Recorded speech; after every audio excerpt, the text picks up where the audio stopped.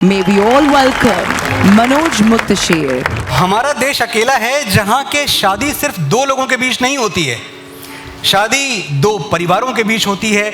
शादी दूल्हा और दुल्हन दोनों के दोस्तों, रिश्तेदारों और यारों के बीच भी होती है। तो शादी का दायरा हमारे यहाँ इतना बड़ा है। दुनिया में कुछ भी करना, किसी बेटी के बाप को अपसेट मत करना। बेटी के बाप को परेशान किया आपने तो भाई बात बहुत बिगड़ जाती है, उसका परिणाम बड़ा बुरा होता है। कुछ दिनों पहले की मैं आपको एक बात बताऊं, एक बहुत बड़ी पॉप स्टार है अमेरिका की, बियोंसे, आप सब जानते हैं, नाम सुना है आपने? तो बियोंसे का दिन खराब था। उन्होंने एक दिन किसी इंटरव्यू में बातों बातों में ये बोल दिया कि Indians are poor and India is a poor country. ये बियोंसे ने अमेरिका में बोल दिया। एक बेटी के बाप को ये बात दिल पे लग गई। हमारे मुकेश भाई अंबानी जी, उन्होंने कहा अच्छा हम तुमको दिखाते हैं कि हम कितने पुअर हैं, हम कितने गरीब हैं। आप सब जानते हैं कि बियोंसे को बुलाया गया अमेरिका से और अपनी बेटी की शादी में पूरी रात ढोकला खिला के नचाया उनको। ये है बेटी के बाप का पावर। हर फैसला होता नहीं सिक्का उछाल के, ये दिल का मामला है, जरा देखभाल के। मोबाइलों के दौर के आशिक को क्या पता रखते थे कैसे खत पे कलेजा निकाल के। रिश्तों की लड़ाई दोस्त जीतने के लिए नहीं होती। जिस दिन जिस लम्हा आपने रिश्तों की लड़ाई में हार मानी, वहीं से शुरू हो जाती है हारमनी।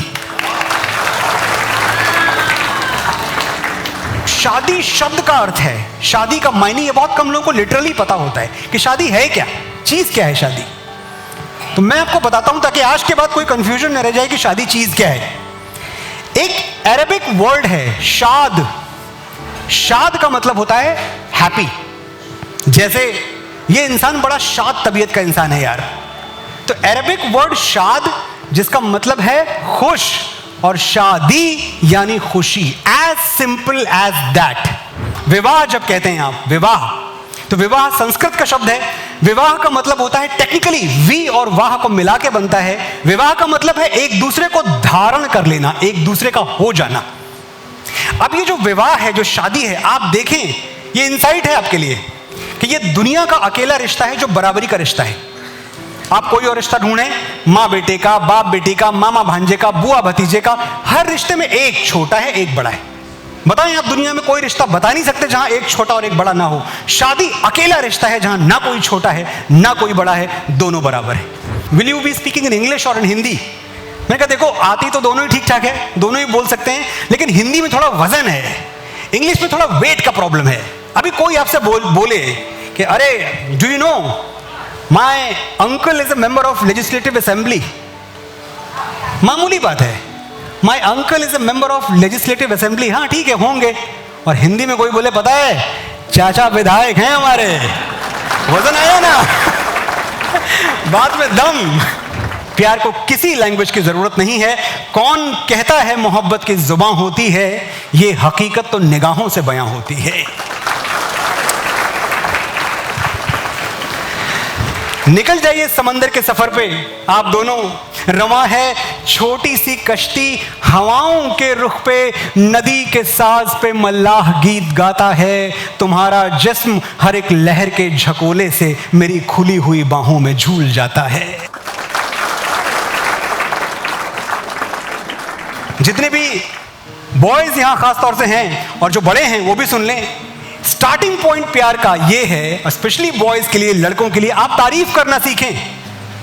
होता ये है कि बॉयज को तारीफ करनी नहीं आती, उसके सिवाय सब कुछ आता है, और लड़की को कुछ नहीं चाहिए, सिर्फ तारीफ चाहिए। एक लड़की को इज्जत देना उसको खूबसूरत कहने से ज्यादा खूबसूरत है। तारीफ मुझे याद आती है, हीर की तारीफ रांझे ने कैसे की थी, आप सुने, और ये एक एकेडमिकली आप सुने, इसको एंटरटेनमेंट के लिए मत सुने, आप ये देखें कि कोई तारीफ करता है तो कैसे किसी की ब्यूटी को, एक लड़की की ब्यूटी को डांस ऑफ यूनिवर्स बना देता है, कहां कहां तक बात जाती है। एक संदेशा भेजा था रांझे ने हीर के लिए, उससे कहना कि वो मेरा एक ख्वाब है जो चमकता है दिल में, वो महताब है, महताब मतलब चांद। उससे कहना कि वो मेरा एक ख्वाब है जो चमकता है दिल में वो महताब है, उससे कहना कि गेहूं के खेतों का रंग तिल मिलाती हुई तितलियों की उमंग, उससे कहना कि झूलों की अंगड़ाइयां और उड़ते दुपट्टों की शहनाइयां, उससे कहना कि झरनों का चंचल शबाब, घाट की ताजगी आबरूए चनाब, उससे कहना कि चक्की के पाटों का राग, लड़खड़ाती जवानी मचलता सुहाग, उससे कहना कि दुल्हन के होंठों की प्यास, पहले बोसे की गर्म और ठंडी मिठास, इतनी रंगीनियों को जो यकजा किया, हीर कुदरत ने तब तुझको पैदा किया। जो लिखता है मुकद्दर की इबारत, वो तेरी सोच से ज्यादा बड़ा है। जो लिखता है मुकद्दर की इबारत, वो तेरी सोच से ज्यादा बड़ा है। जिसे ठुकरा दिया मिट्टी समझकर, वो लड़का आज तारों पर खड़ा है। मुझे लगता है कि मां का जो स्थान है ना, वो बहुत बहुत बहुत ऊंचा है।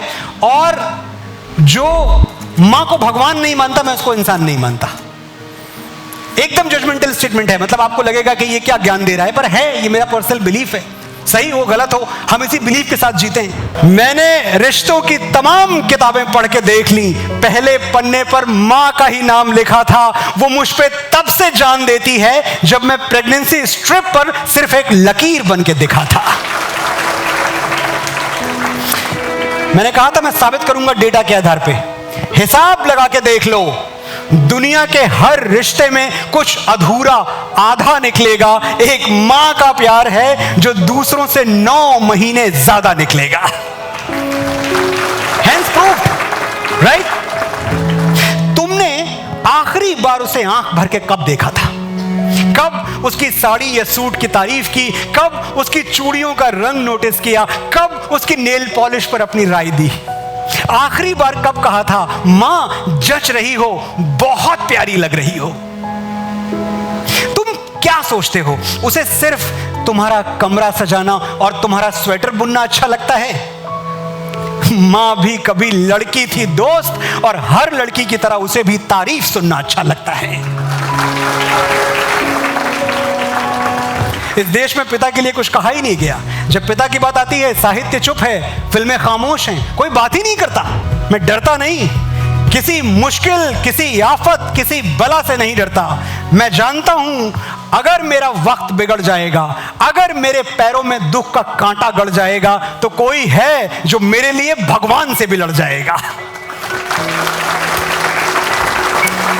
जब तक वो दुआओं भरे हाथ मेरे सर पे हैं, मेरा गुरूर जिंदा है, मेरा रवाब जिंदा है। कयामत भी आ जाए तो मेरा क्या बिगाड़ेगी, अभी मेरा बाप जिंदा है।